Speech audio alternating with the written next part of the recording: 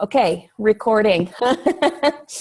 All right, so it's 8:31 by my phone, so we'll go ahead and get started. So we are being respectful of everybody's time.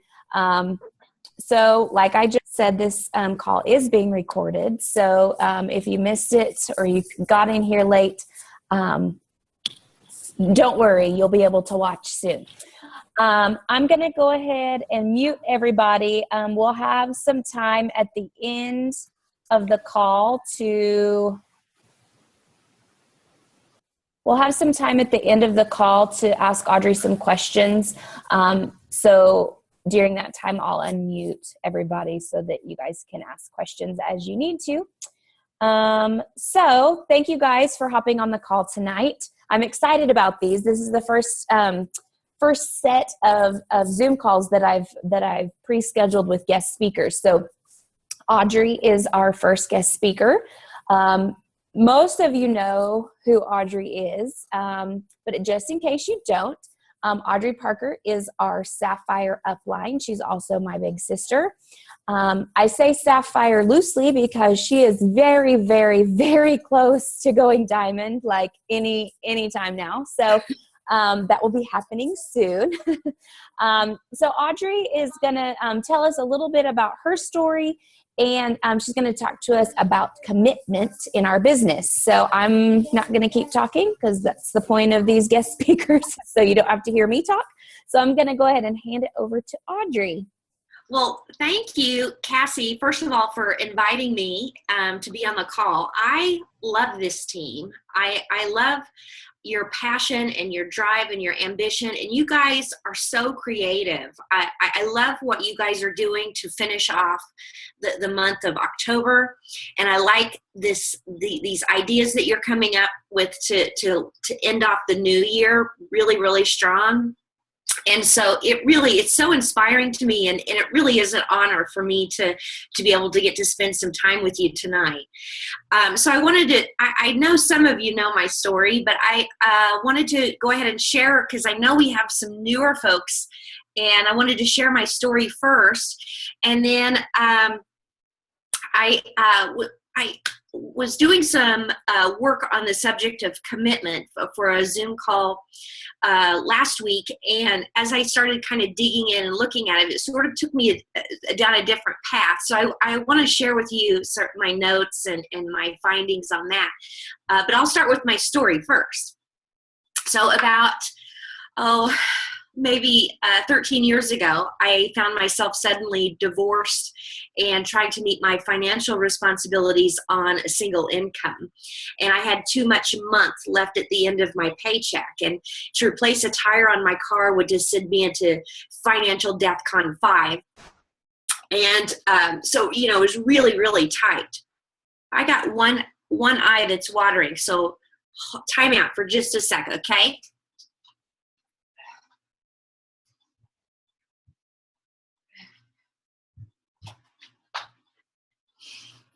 So I'm not crying yet. I'm not crying. I just have this eye that's just been watering all day today. So please excuse me. But anyway, so here I am in financial DEFCON 5, having a terrible time trying to meet my financial responsibilities. And also at the same time, I was diagnosed with severe clinical, well, since it's recorded, we'll say the blues, okay? So I was very sad. I was sad, like the kind of sad that requires medication sad. And my doctor at the time told me that I would have to take medication the rest of my life. And so I was really overwhelmed with everything. I was overwhelmed with my financial situation, my emotional state. I was overwhelmed with my relationships. I was overwhelmed with my work. And I kind of I went into a survival mode. And so for me, survival mode was to get out of bed, show up for work, and don't screw up. Everything else was put on the back burner. And so, I stopped answering the phone. I stopped hanging out with my friends. I stopped going to family functions, and I kind of just checked out. I checked out. And that really kind of describes about a decade of my life. And then about maybe 4 years ago, I started seeing my college friends posting about Plexus on Facebook. And the first post I saw, my immediate knee-jerk reaction was, I'm not selling that stuff. Which is funny to me now that I think about it, because I wasn't like, what is it? Should I try it? I jumped over those and went straight to, I'm not selling that stuff. I didn't even know what it was. So obviously God had different plans for my life. And it took me about a year to fall in line with God's plans. That's how stubborn I am. But one of the things I think that sort of was a light switch for me in my brain was I saw a post that said that the products, the Slim in particular, was plant-based, natural ingredients that can help regulate blood sugar. And so I liked the natural part, and I was surprised about that. But then the blood sugar was really what intrigued me, because I've always struggled with low blood sugar my entire adult life, from uncontrollable rage to passing out at work and scaring my coworkers. And that hungry, angry, #hangry feeling that you have, it's all day long. It just won't go away. You can't eat enough. And so I thought, okay, I'm giving it a shot. And I can remember the first time that I tried Plexus. I remember where I was, what the weather was like, what I was wearing, where I was going. I remember it because that's how significant it was. After my first pink drink, I could tell just within a few minutes, I could feel my blood sugar regulating. And I remember telling Cassie probably a few weeks later, I don't care if I lose 1 pound. This stuff makes me feel so much better, and I am going to buy it as long as it's on the market. I'm going to figure out a way to get a hold of it. So they had me at hello. I was a customer for life after the first pink drink. So here I am trucking along 2 months in, very happy with my pink drink. And Celeste, who I was purchasing from, she was my ambassador. She sends me an email to kind of check on me. And she didn't ask me to join her team. She said, hey, listen, people are going to notice that you how you're looking and how you feel, and they're going to start asking questions. And when they do, please send them my way, because I'd love to share this product with your friends and family. And in those few sentences, she took my brain from, I'm not selling that stuff, to, well, if they're going to be asking, why can't I sell it to them? So 15 days later, as soon as I got paid, I signed up as a Plexus ambassador. As soon as I got my website, I think I had my first post up within 15 minutes of my getting my website. And it was scary. But, I've never looked back. It has been the greatest experience. And this summer, I celebrated 3 years. That's my 3-year Plexiversary. And in these 3 years, I've lost 33 pounds. I've never slept better. I've never felt better. Also in these 3 years, I've learned a lot about gut health and its relationship to the blues. I also work with a psychiatrist who also believes that there is a connection between gut health and the blues.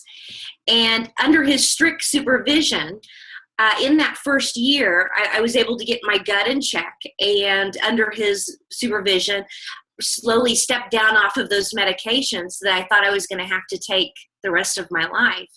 And this month, the month of October, marks 2 years that I've been prescription free on those meds.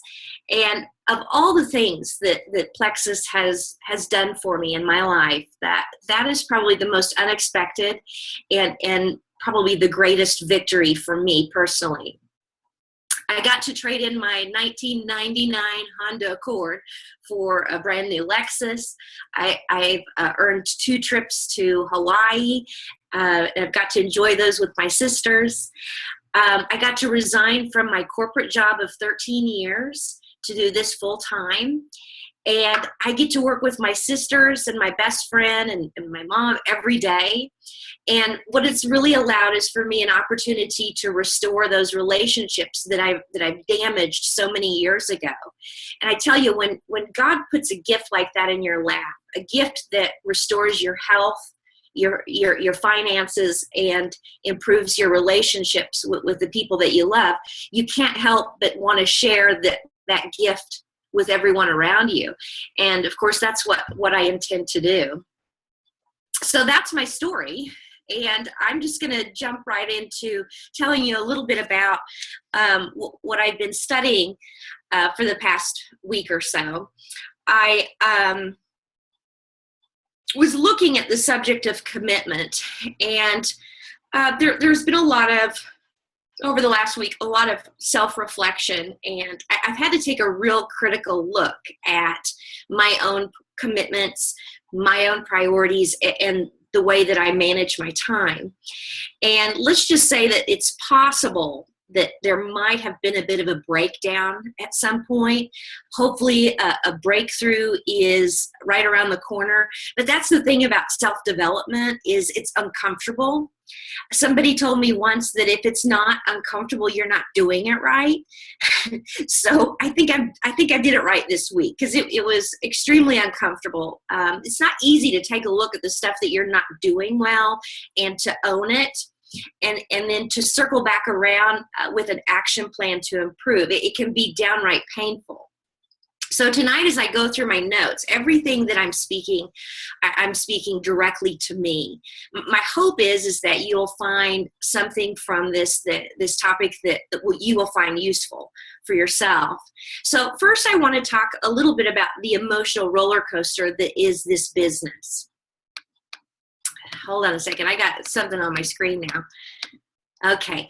All right. So about 2 years ago, I went to a diamond panel, and I watched a whole group of diamonds up there being asked questions. And I happen to have one video of Melissa Eichenhorst, and I don't even remember what the question was that they asked her. But she got up, and in 3 minutes, she described the emotional roller coaster that we go through in this business perfectly. And then at the very end of that, she landed on belief and commitment. But she talked about how, we're excited about getting the products. We try them. We're having these health victories. We decide, okay, I'm going to sign up. We get our welcome kit. We throw it open, and we start dreaming about financial freedom and health freedom. And then we start getting a customer or two. And then all of a sudden, customers start asking questions that you don't know how to answer. And then maybe you get an ambassador, and so you're back in it, and then the ambassador turns off their AQ or whatever, and so she's talking about all the victories and the defeats and all of this stuff, and what she landed on at the very end was belief and commitment. And in this business, what we do, it's pretty simple. It's not easy, but it is pretty simple. It doesn't require a PhD or an MBA, and anybody can develop the skills necessary to do this business. When you boil it down to brass tacks, it comes to marketing our products, giving great customer service, networking, expanding our network, meeting new people, inviting people to join us, and then training and supporting those who choose to do so. So it's simple, but not easy. The hard part about this business is the emotional aspect. And anybody working this business is going to experience that emotional roller coaster. It's what you do with those disappointing times, how you frame that in your mind, how you react to it. That's going to have a direct impact on your success or failure of what you're trying to accomplish. So those who've reached the top of this company, those folks have learned how to manage that emotional roller coaster. They've learned how to manage what's going on between their ears. And I can't speak for the top earners and how they manage through that. I can only speak for myself. And when I'm disappointed or I get discouraged, I don't beat myself up for feeling those emotions. We're emotional beings. It's part of who we are.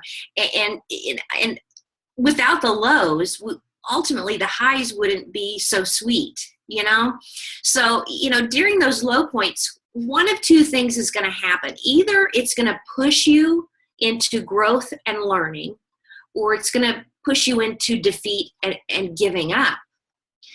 And the difference between those two outcomes is belief and commitment.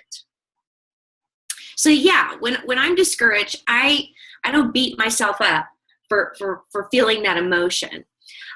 But I guess I even allow myself to have that emotion, but I don't give myself permission to live there. I'm not going to pitch a tent, build a campfire, and live in discouragement and disappointment. If I'm discouraged about something today, and 8 days from now, I'm still discouraged and disappointed about it, I'm not managing that emotion. That emotion is managing me. So I have a choice. I can choose to move forward, or I can choose to give up or live in disappointment. And so how do you do that? For me, I have to get my brain moving forward, get out of that place. And I start really taking a critical look at myself and my actions. And I have to ask myself a series of questions to kind of get my brain moving forward. What is my next best step? How can I overcome this obstacle? What can I learn from this? Where do I need to self-correct so that I can avoid this in the future? And when I start really thinking about it and answering those questions, it puts my brain in forward momentum. And then I don't have time to be disappointed, because now I'm planning action, and it gets me to get going again. So, a person who doesn't have a strong belief in themselves, or a person who hasn't identified their why, a person without commitment is not going to move forward. And that's why you hear all the time people say, you got to build belief. You got to know what your why is. Otherwise, you won't move forward in the tough times. So tap into your belief and tap into that commitment. That's what gets you through those tough places. Our leaders and our top earners have written lots of posts and made countless videos on the subject of building belief and taking action. But I believe that there's one more part of the equation that we don't hear as much about, and that's commitment. And the way that I see it is success comes from action. Action comes from commitment, and commitment comes from belief. So starting with belief, how do you build belief? Probably I would bet my last nickel that you've read some stuff and watched videos on belief building. If you have been in any of Cassie's boot camps, some of those challenges are designed for you to build belief. Our sister Erin she did a video about 2 years ago just on the subject of building your belief. And she gave specific things that you can do to help build belief in yourself, in our company, in these products, in the comp plan, in the industry. She gave specifics. And so I would encourage you to find her YouTube channel, find that belief building video, watch it and work on it, because it has to start with belief first. And once you have that belief in yourself, in your products, in your business, then you can make a commitment. And that's what I want to talk about tonight, is the commitment. So if you're taking notes, I want you to write down this first statement. Commitment shows up in your life through action. Okay, commitment shows up in your life through action. You can tell a difference between people who are committed and those who don't feel worthy. People who are committed are busy doing it. They're in there, they're mixing it up, they're making it happen. People who don't feel worthy remind me of this gal that I read about this week, who was presented an opportunity similar to ours. And her response was, I sure would like to do what you're doing, but my company takes good care of me. And it was that last little bit there that really kind of got me, that my company takes good care of me. Because when I think back of my corporate years, 13 years in my corporate job, I had that same mindset. I thought my company's taken good care of me. And the problem with that is it's not forward thinking. It was as if my brain was wearing concrete boots. You know, a person who has a sense of worthiness is not looking to be taken care of. In fact, it's just the opposite. They're looking to do more, to be more, to contribute more. They're looking for opportunities to show others their sense of worthiness. So, you know, when I go back to that gal that I was reading about, her attitude, her vision of herself, her sense of deservingness says, I can't have that. And so she comes up with all kinds of reasons for why she can't have that. Robert Anthony said that you can have only one of two things in life. You can have reasons or results, and reasons don't count. It's kind of heavy stuff, right? Folks will always have reasons for why they're not living their dreams or why they're not manifesting their greatness. But reasons or excuses, if you want to change out the word, those things don't count. The only thing that counts is results, and results happen through action. And if you don't like the results that you're getting, you have to take a look at the actions. Actions equal results. Les Brown says, judge a tree by the fruit that it bears, not by the fruit that it talks about, not by the fruit that it may wish for or think about, but the fruit that it actually bears. Many of us are producing a level of fruit in our lives that we don't particularly like. And I believe that we're all committed to something. Either we're committed to greatness or we're committed to mediocrity. We're committed to being happy or we're committed to being unhappy. We're committed to being productive or we're committed to being unproductive. I can think of points in my life where I was working harder at being unproductive than the effort that it would have taken for me to actually do the work. Do you know somebody like that? Well, if you know me, then you know somebody like that, because that was, I can pinpoint some points in my life where I was being very successful at being unproductive. So, you know, whatever I'm doing, however I spend my time, the actions that I take, that tells me what I'm committed to. And when I reflect on how I use my time and my actions, I don't always like what I see. And that's when it's time to get out the Sharpie and start reprioritizing what I'm doing with my time. There are some things that I got to mark off the list. There are some things that I need to move down and spend less time on. And there are some things that need to go straight to the top. And so that I can really focus and really spend some solid time with those priorities. So how we spend our time will show us what's important to us. And what we spend our time on may or may not necessarily be pushing us towards our goals and our dreams. So you hear all the time people say, I want to be better, but you don't see them upgrading their skills or their knowledge. You hear people say, I want to live a healthy lifestyle, but you see them put a donut in their mouth and chase it down with a pack of peanut M&Ms. You don't have to listen to what people say. Just watch what they do. Actions show their commitment. And here we have a choice. We have a choice in the matter. We can make a commitment to ourselves that we don't like the results that we have, that we're going to do something about it. We have the power to look at our life and to commit to something better. So why is it that people are frightened by commitment? The word intimidates us. Why is that? Because it means we have to deliver. Commitment means results required. You may ask me, Audrey, I'd like you to do this. And I'll say, oh, okay, I'll try. What that really means is that I'm giving myself an escape clause for when I don't come through. Or I don't have the courage to tell you no, so I'll tell you I'll try. Either I will or I won't. Either I'll do it or I don't. But I use this language all the time. Oh, I'll try. We'll see. I might be there. This is the language of the uncommitted. And by using this language, I'm placing a roadblock in my path. I'm giving myself permission that any excuse is acceptable.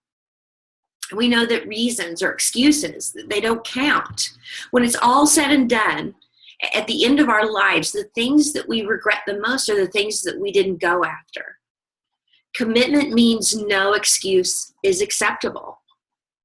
Les Brown says, if it's hard, then do it hard. If it's difficult, then make it work. If it's inconvenient, so what?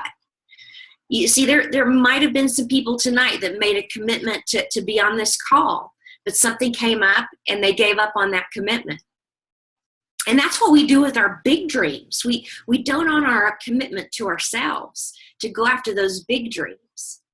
Here's what happens when we don't keep our commitments. It begins to deplete our self-esteem. It erodes our self-image. It weakens our faith in ourselves. You don't feel good when you don't keep your commitments. You begin to develop weak relationships with people. People begin to realize that they can't depend on you, that they can't rely on you because you don't keep your word, and that you begin to establish this type of reputation. But just think, what would it be like, our life, if we decided to keep our commitments? That we do the things that we say that we're going to do, that we wouldn't even speak it unless we were going to do it. For just 1 week, 7 days, what would our life be like? At the end of those 7 days, you would feel strong and powerful because you honored those commitments. Each time you exercise that discipline to honor your commitment, that empowers you. And when you keep your commitments, you're able to produce different results in your life. Results are what matters. So how do we keep our commitments? And will we keep all of our commitments? No, not 100%. However, exercising that discipline that you'll have a greater percentage rate of maintaining those commitments, whatever they might be. All of us have the potential to improve that percentage rate by focusing our attention and really concentrating on it. We have the power to honor those commitments. So let's look at how we can begin to keep our commitments. I have 4 points that I want to share. Number 1, make it a priority. Les Brown says no one would ever get on an airplane if they thought the chances of getting to their destination was as good as their luggage, right? See, the reason that you'll reach your destination more times than your luggage is because the airline has made it a priority to move the human being from point A to point B safely. Luggage is secondary, which I appreciate. I got to be honest. But so when we make our commitments a priority, make them a human priority, not a luggage priority. Whatever you decide to do, keep it before you. Get out that Sharpie and move it to the top of the list. Number 2 is create discipline. Whatever you commit to do, create action steps that move you in that direction. Steps that will challenge you, steps that will strengthen you, but steps that are doable. Start small and then build upon that. Start a log, track your performance. The things that you measure are the things that become important to you. Number 3 is establish accountability. Find a power partner. Find that friend that will hold you accountable, hold your feet to the fire, that friend that won't let you off the hook, that won't tolerate anything less than the very best from you. I'm lucky enough to have my sisters. I consider them my power partners. And I got to tell you, when sometimes they have to say, hey, you need to grow up. You need to put a smile on your face and, put your big girl pants on. And, sometimes they have to, slap me around a little bit and show me that I have the wrong mindset. And sometimes you need that in a power partner, but you also need somebody that's going to lift you up and encourage you when you need it as well. The fourth thing is to have a backup plan. See, many times we make a commitment to do something, and then there's these unexpected variables that take place, that they're out of our control, that things that we didn't think about. So we have to be creative. Most people won't keep their commitment because something went wrong. They just stop. They don't have a contingency plan. They don't know what to do next. So start being creative. Challenge yourself. If you don't know what to do, ask yourself, Audrey, if you did know what to do, what would it be? See, this activates a different part of your brain. It gets you to start problem solving and brainstorming. It takes you out of panic mode and puts you into solution mode. But we just stop dead in our tracks. We don't know what to do next. But you do know what to do. You absolutely do. This group has genius within you, and I've seen it happen just this month. You've got some brilliant things coming out of your brains. So challenge yourself, push yourself, make yourself come up with something, use your imagination. And what you'll find is that you know more than you realized that you knew, and that you're more creative and more resourceful than you've ever given yourself credit. And the more that you exercise that discipline of creative and resourcefulness, the easier it becomes. And one of these days you'll ask yourself, how have I not ever seen this before? And the reason you didn't see it before is because you didn't challenge yourself before. You see, the reason most of us go through life never discovering our true greatness is because we didn't challenge ourselves to keep those commitments. We are living uncommitted lives, and an uncommitted life doesn't produce results. You only make things count. You only make a difference when you are committed. And it's an interesting thing. When you back your commitments through action, you move into a different zone. Your tone of voice changes. Your posture is different. Why? It's because you feel empowered. Your environment responds differently to an empowered person, a person that refuses to be denied.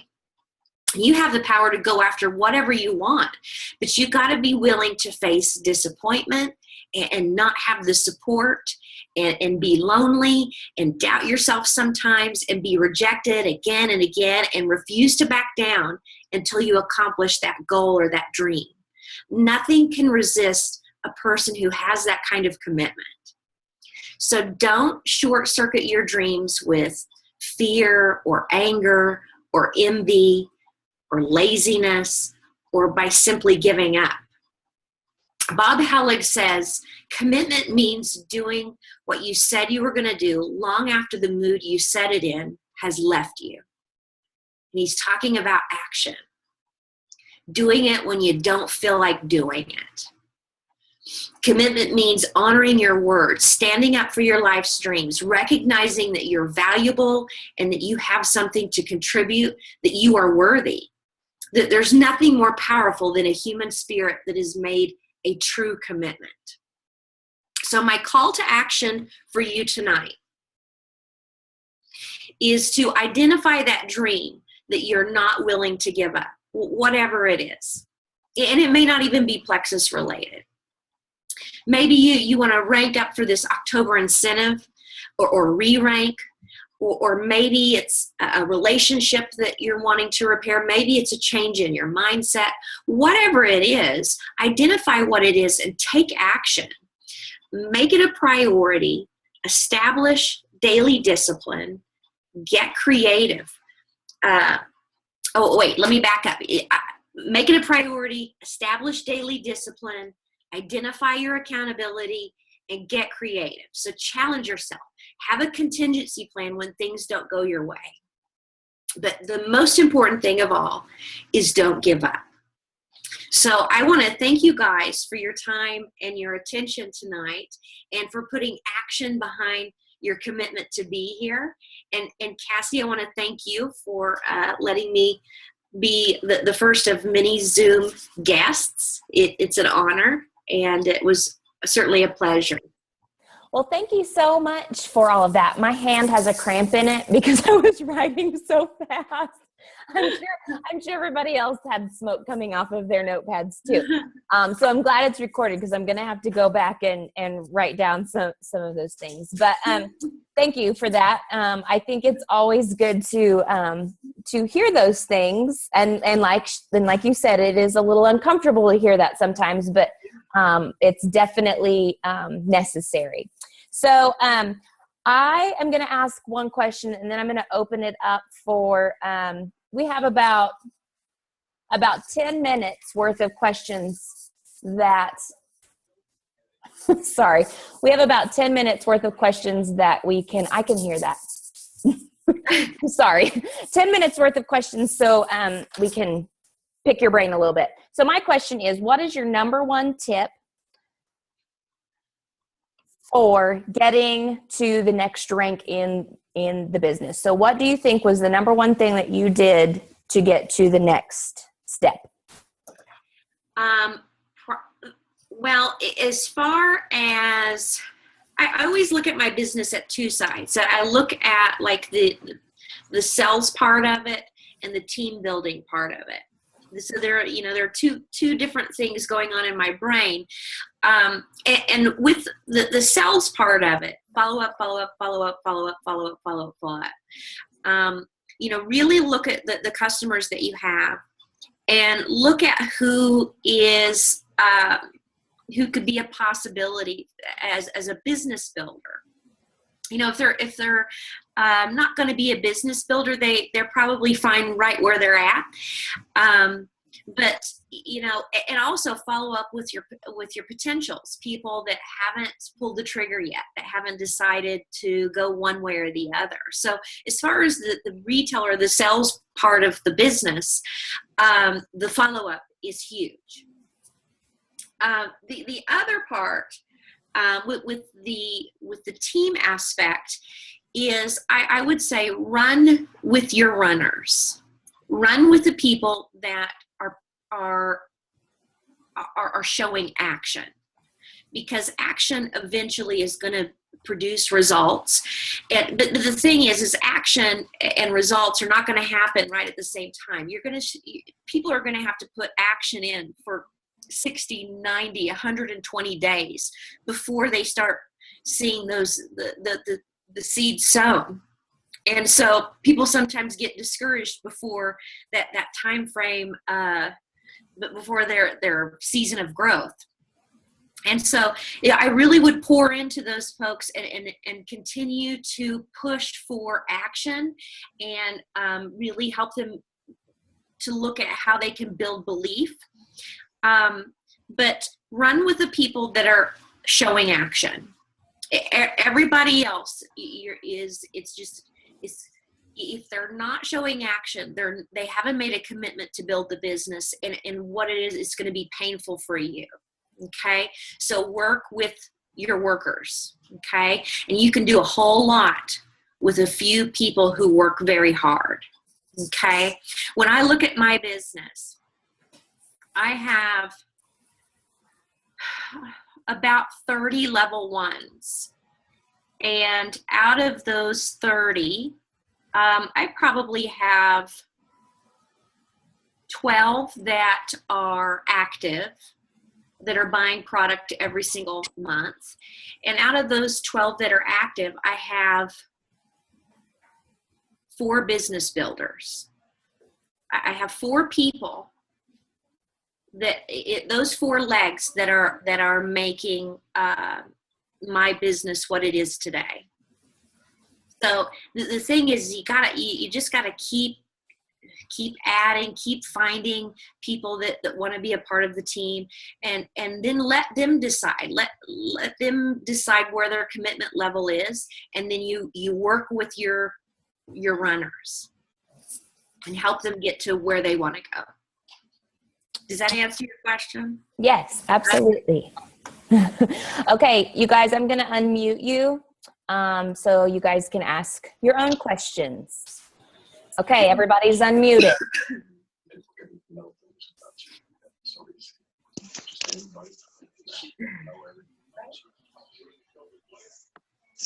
Hi, guys.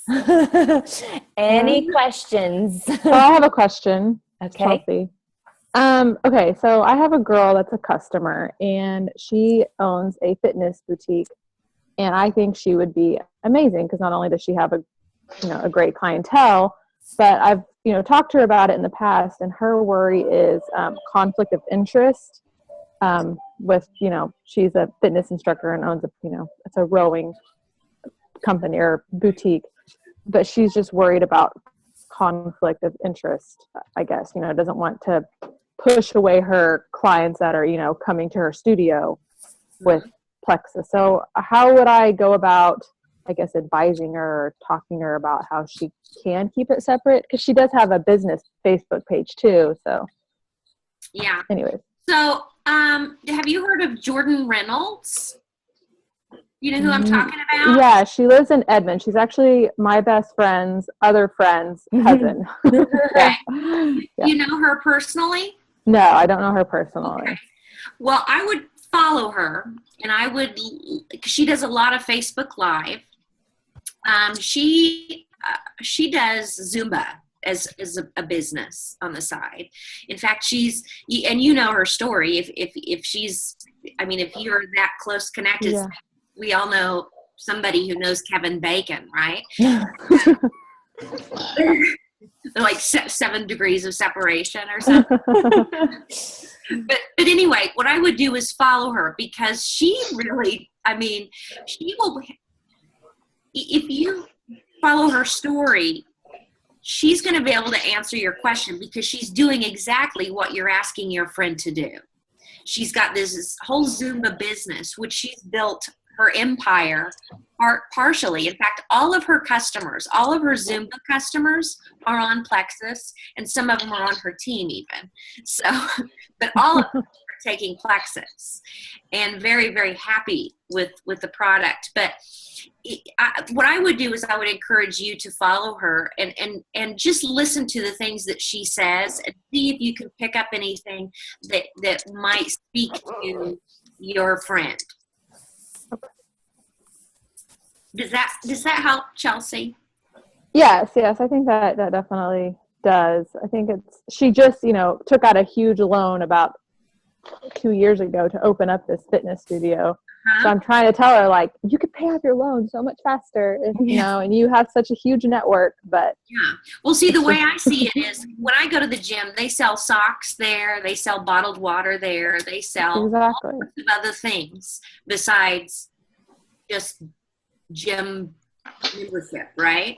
Exactly. So, if she really truly has a good business mind, then I think eventually, the more that you talk to her about it, she's going to be able to see that it will be an addition to her business, and it won't be a conflict of interest. Okay. Thank you. That helps. Great. Mm-hmm. Good question. I have a question. Okay. I am brand new. I haven't signed anybody. Like, I have 2 customers that just signed up, but no ambassadors. And since I have you here with all your experience, what would be just some advice on finding some ambassadors, or just obviously I've been trying to reach out to people through Facebook and all of that, but any advice you have on just really diving in, what would it be? Am I talking to Erin? Yes. Hi, Erin, how new are you? I've been taking the products for several months. I've been an ambassador for a couple of months. I literally just posted on Facebook last week. Okay. I'm actually, available, or that I even take it. Okay. So I want to go back to the comment that I made earlier. If you are posting consistently every single day, it's possibly going to take about 60, 90 to 120 days to really see the fruit of that labor. Yeah. And key to that is that you've got to be consistent. You've got to tell a story. It can't just be about weight loss, right? I mean, that's my first mistake. When I first started, that's all I talked about was weight loss, weight loss, weight loss. You know, I didn't know anything about gut health. I didn't know anything. I didn't know to talk about the business. But, you know, when you look at what you're posting on Facebook, if you're heavy in product, you're going to attract customers who want to use the product. So you've got to balance what your story is, how you're painting the picture. You've got to share some stuff about the business so that you can also attract business builders. Okay. So I would encourage you to follow Cassie and my sister Erin. If I don't know what to post, I always go to Cassie and Erin's page and I totally bogart whatever they posted yesterday and put on my wall for the day. I'm not the person, I'm not a good writer. I'm not good at marketing, but I have a lot of people on my team that are, and they're genius at it. And so, you know, what we got to do is go after the people that where our weaknesses are. You go after the people with those strengths, get them on your team and use their resources. Okay. So build a story and make sure it's a complete, full picture, not just heavy on product and real light on the business aspect, because people need to know how it can help financially as well as time freedom. I guess that's what's hard for me is obviously I haven't experienced any of the like financial part of it yet. I mean, I definitely see it in the future, but to almost put it out there that, you know, financially it's helping me, technically it isn't yet. So, yeah. So if it's not helping you yet, then you can tell my story. Okay. Right? We're friends, aren't we? Exactly. We are now. That's right. You can tell my story. I got a pretty good financial story. Yeah. Yeah. So you lean on me. Let me be your resource there until you build your own financial story. Well, thank you. That would be perfect. Yeah, quite a few gals on here who have a really good financial story. I know Lacey, she paid off her credit cards this year, right? She's debt free. And that was one of her big goals. Huge accomplishment. My sister Cassie is building a brand new house. Are you kidding me? I mean, wow. So some huge accomplishments there. Yeah. So let us rally around you. Use our stories until you've got a story built. Well, thank you very much. I definitely will. Okay. We're glad to have you, Erin. Thank you. I'm super excited. Erin, there is also about 40 something. Can you guys hear me? Yes. Yeah. Okay. There's also about 40 diamond documentaries on the Plexus YouTube page. There's like a special folder for diamond documentaries, and I encourage you to go through and, like, you know, if you don't even have to actually watch the diamond documentary, but if you're on your way to work or driving to the store, put one of those on your phone and listen to the story. And that will, A, it'll help build belief, and B, it will help you learn the financial side of how this helps people. And that'll give you a little bit more confidence when you're talking about that part of it. Okay. Yeah, I actually just watched y'all's sister's diamond documentary, and all of them, I like just what you were saying last night. I was feeling kind of like, not discouraged, but just like, how do I even explain this to people? And so that's exactly what I did, was went to YouTube and watched the diamond documentaries just to like, okay, this really is helping people in that area. You know, like it's not so far away. Right. So. Yes. That's a great idea. Keep doing that. It's a good method. Does anybody else have a question for Audrey? I have a question. Okay. So what do you do with the people who are perpetually like, I'm going to join on the 15th or whatever day it is, and then you know, continue to have the relationship with them in the meantime, but then when it comes time for them to join, it's like crickets. Like you can tell they're reading your messages, or they just completely avoid you altogether after that.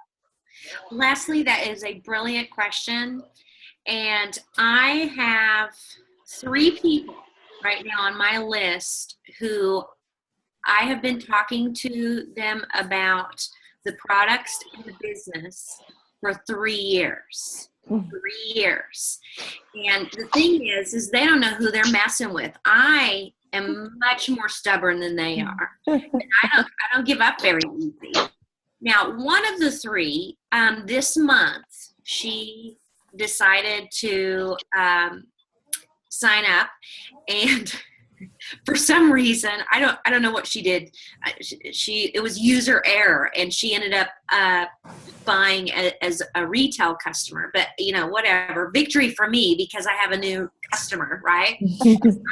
So the thing is I'm not in any big hurry for her to be an ambassador. I want her to fall in love with the products first. Because I know that if she falls in love with the products, she's not going to shut up about it. She will not stop talking about it. So I'm not in any big toot. I've waited for 3 years. I can wait 2 more months to get her to fall in love with it, and then we'll upgrade her. But the thing is it's just, I'm not going to hang my hat on those 3 people. I'm going to continue to build my network. I've started volunteering at a food pantry, and I started that last summer. So it's been 1 year that I've been with this food pantry. And so there are regular ladies that come and volunteer on every Thursday morning with me. And just last week was, we got 1 customer out of those 8 ladies. And so it's taken me a year to build a relationship, get them to trust me, get that to know me, to help them understand that I'm not just here to make money off of them. And so, and that's part of expanding your network. But the thing is we get in a big hurry to go straight to the top we're not doing the work that's necessary to get us to the next step. And so I don't give up on those people. But have you watched that video by Bob Hellick where he talks about people who are kind of and he's like, you know what, this probably isn't for you. I'm gonna cross you off my list. Yeah, he totally takes it off the table and is like, bye. You know what I mean? It's like he sort of takes it away from them, and then all of a sudden they're like, oh, And I tell you what, this girl that bought from me this past month, I watched that video, and she called and she talk. She really just loves to talk, and I decided I'm going to be in a hurry and I'm going to be busy. Okay. And so I was very polite and kind and gave her a few minutes to talk. And then I said, listen, I got a Zoom call. I got to jump on here in about 2 minutes. So if you want to go through with this tomorrow, I have time between 2 and 2:30. If you want to jump on a call and we can take care of it. She's like, oh, okay. And so she gets off the phone. Guess what? 2:00. Ring, ring, ring. She's like, okay, I know you only got 30 minutes, so let's do this. You know what I mean? So first of all, busy people are attractive. And when you take the pressure off of them, like, I need you. When you take that away, like, I can do this without you. But maybe this isn't for you. Then all of a sudden there's a mind shift or something. I don't know, but watch that video. It's fantastic. Mm-hmm. And he says it a whole lot nicer than I do. I'm kind of like, right? I think I know exactly, because it's the guy that's like, well, I'm just going to cross you off my list. Yeah. That's totally him. He's super nice about it. He's super nice about it, right? Yeah. Thank you. That's a good question. And that's a very gutsy thing to do, but I think people need to know that you're not hanging on their decision. That makes a big difference, because if they think that you're waiting on them to do the business for you, then they can string you along as long as they want. If you're going after your next person, you're like, okay, well, you know what? I always like to say, I have several people that are wanting to get signed up today. So or get signed up this week, or however you want to say it. I won't bother you again. And then they're like, oh, putting on the brakes, like, wait, whoa. Excuse me, I'm over here. They want to be the squeaky wheel. So I know it sounds scary, but I think you'll see them start to come around if you use that verbiage. It's really just about changing your posture and kind of just taking the pressure off of them. And once they realize that you don't need them, you would love for them to join you, but that you don't need them, it's kind of freeing for them to start kind of now thinking outside of that pressure. You know, if I need you, then now you're under pressure to perform, and that's scary to them. So I don't know if that's helpful for you. They almost go into defense mode, which I'm kind of like, I don't really put pressure on them. You know, I talk to them about things other than Plexus, just because, you know, that's what we do. But they put pressure on themselves because they feel like we need them more than that we need them. Yeah. What else? That was a good question. Anybody else have anything? I have another question if no one has one. Kind of. I guess I don't know if anybody else has had this issue with, I have, you know, a really great circle of friends from high school, and a few of them I would love to, you know, do this with them. But I've had 2 people try it and they tell me that they don't like it. It wasn't for them.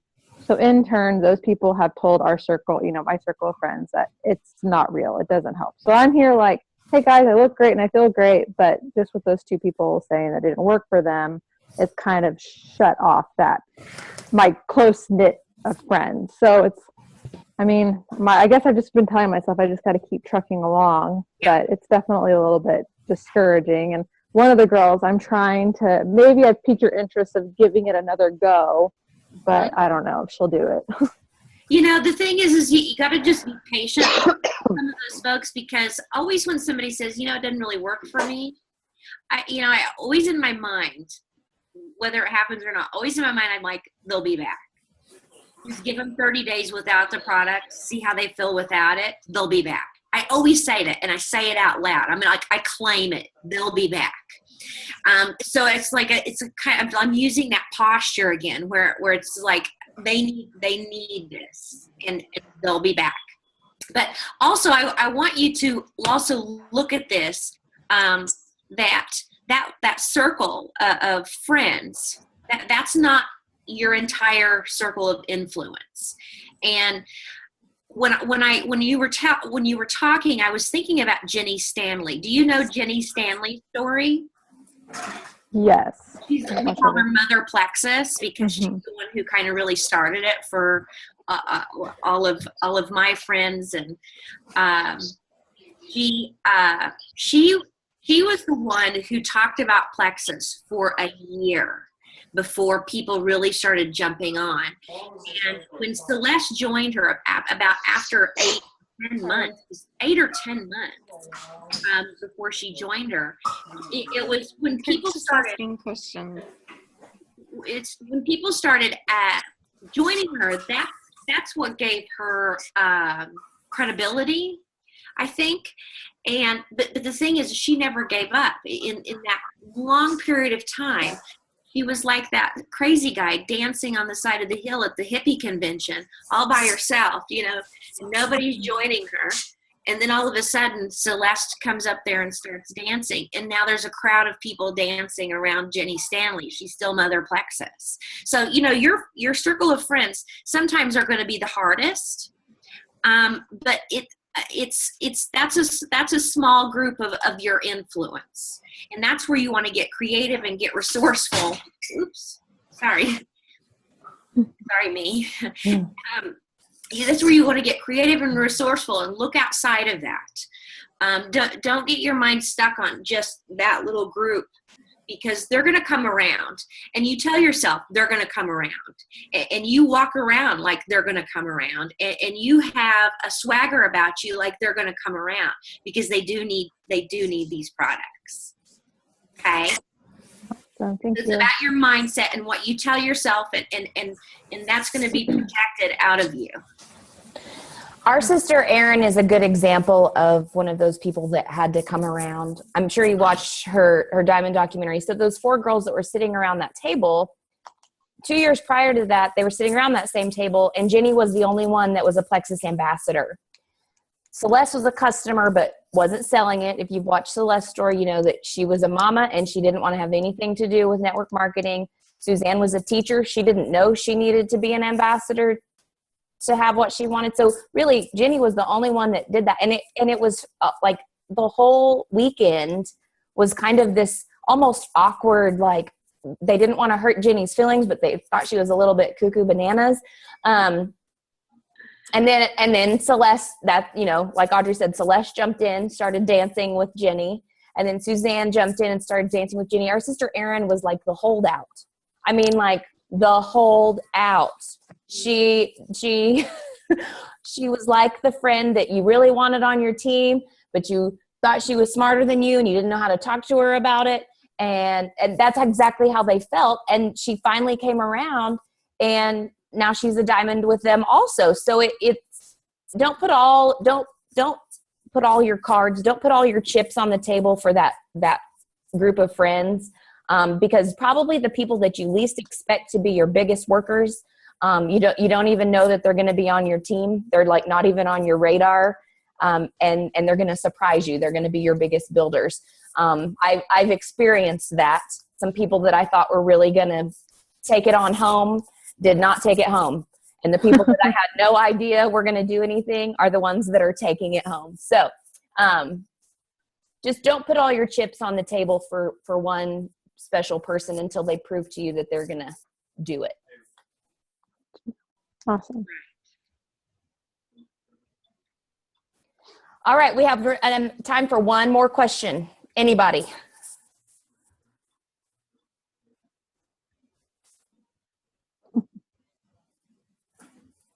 Going once, going twice. All right, it's 9:32. You did a good job, Audrey. And thank heavens for upgraded Zoom, so we didn't get cut off 20 minutes ago. That was exciting. Good job. All right. Well, thank you guys for hopping on the call. I really appreciate you taking some time out of your evening. And Audrey, thank you for taking time out of your evening to talk to us about commitment. I really, really enjoyed this call. So I'm going to record this call, or it's been recorded. I'm going to upload it tonight and try to get it posted to our team page. Just a couple of housekeeping things. Don't forget about our Beat the Holiday Bulge Challenge. That's going to start 1 week from today. Woohoo! We have 180 people in that group page right now. I think we can get 200. So really talk to your teams, it can be ambassadors. Ambassadors can join this challenge also. The only people that are not eligible to win the prizes are the coaches, and there's 9 of us. So ambassadors are eligible. So if you have wholesale ambassadors that want to join, if you have current customers that want to join, or if you're working on new customers, just get them in there, you guys. There's nothing like having a kind of a community feeling to really get the ball rolling with some accountability and just making people feel like they're a part of something. I think it's a really good thing to do here at the end of the year. So Leaders Retreat starts on Thursday. So be watching for some live videos of that. We'll be trying to update you as frequently as I can. And other than that, let's see. I don't know how many more people we have that are trying to hit a re-rank this month, or trying to hit a rank, but we still have a good, what is today, the 23rd? So we still have a good 8 days left in the month. You can go silver in 8 days. I've seen it happen. So if you're new, Erin, you still have a chance to hit that double rank, that double bonus for silver rank. So work hard, work all the way till the end of end of the day on the 31st. I know that's Halloween, but okay, at least until trick or treat time on the 31st. Don't give up, like Audrey said, and really think about your commitment. The challenge tonight is to sit down and write down those last 4 things that she talked about when she was telling us about all that good stuff. So thank you guys for hopping on. Have a good night, and we will talk to you later. Thank you. Bye. Thank you. Everybody.